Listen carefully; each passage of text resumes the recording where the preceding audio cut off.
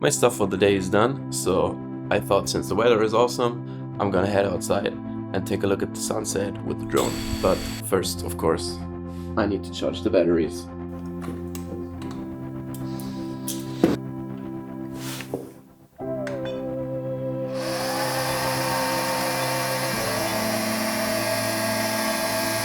And while batteries are charging, I guess it's also interesting to see what's actually in the bag that I'm bringing with me.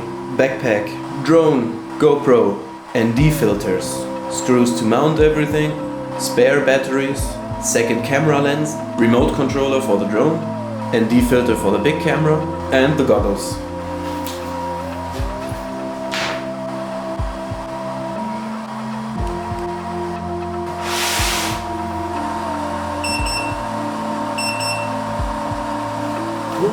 The magic noise.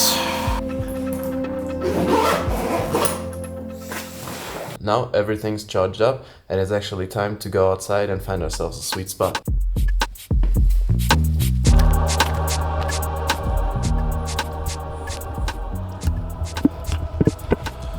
I guess I found a spot that's pretty nice. Why does these spots always have to be such uphill? Always the same.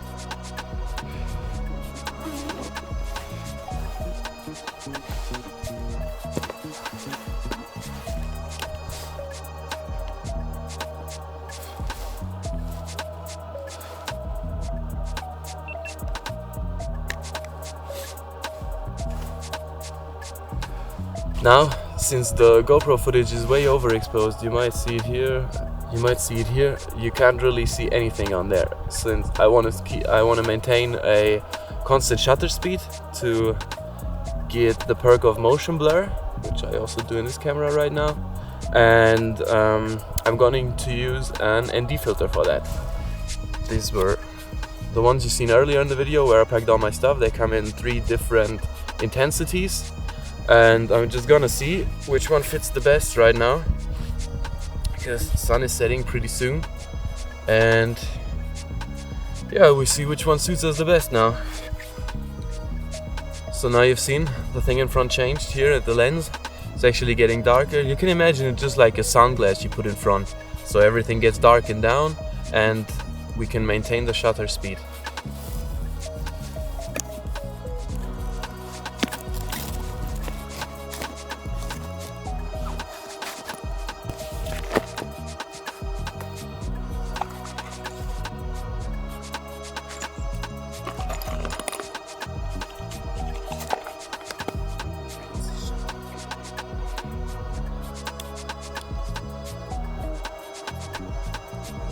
It's actually impossible to get the angle same as this one, so otherwise I'd be filming something way different than I actually see. Yes, that happened also already. Yeah, so we want to pay attention to that and then tighten that shit up as hard as we can so it doesn't wiggle around while flying, because there are some pretty tough forces going on that thing, and of course don't want it falling off.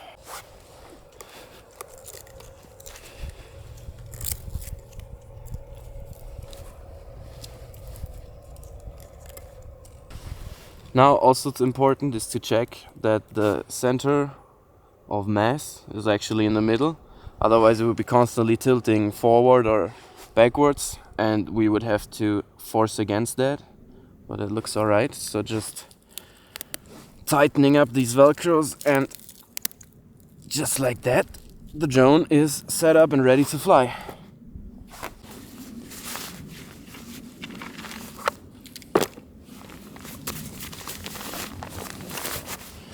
This one's also important because this is the goggles I'm actually looking through. Yeah, these aren't the latest and the greatest, but they still work, so it fits my purpose. I'm also not the latest and the greatest. Ho ho!